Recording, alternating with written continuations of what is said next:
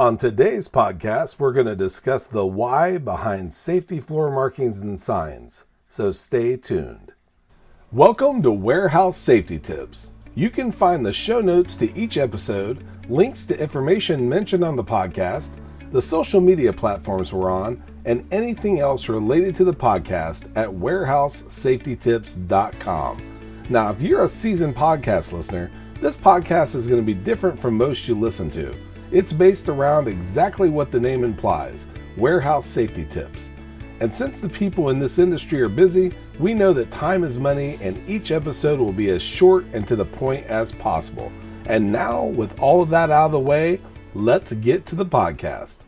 I recently saw a sign that read, "Beware of falling deer. Leopards conceal their unfinished food in the tops of trees."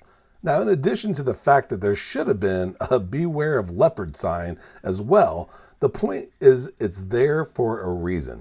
Now, as silly as that sign might be, at some point in time, a deer probably fell from a tree and either hit or come close to hitting somebody. The workplace is really no different. Think about the signs and the floor markings that you see every day. Signs with statements like, "Employees, wash your hands before returning to work," or images that depict being electrocuted or having your hand chewed up in a machine. They're all around us. And just like the falling deer, they've been displayed because someone, somewhere, not only did it, but did it enough that someone finally said, "We need a sign." Before moving on, here's a word from one of our sponsors. If you've ever been to or worked in a warehouse, you know just how important safety is to both management and staff. It's almost impossible to go 10 steps without seeing safety tape, angles, signs, and/or safety products. It's these items that show us how to be safe and avoid danger in the workplace. And if you're looking for the best products to make this happen, look no further than Mighty Line. Mighty Line floor signs and floor markings offer the best industrial products out there. We're proud to have Mighty Line as the official floor sign and floor marking company for the Warehouse Safety Tips podcast and site. Go to mightylinetape.com/safety tips to request a sample pack of their incredible safety signs and floor markings. Now back to the podcast. In the first part of this podcast, we discuss signs and the reason why they exist. In the next half of the podcast, we're going to take a look at floor markings as well. Whether it's lines, angles, footprints, dots, or the previously mentioned signs, there's all sorts of cues in the workplace to tell you the best possible way to stay safe, productive, and organized. Can you imagine how chaotic traffic would be without traffic and walkway lights at intersections?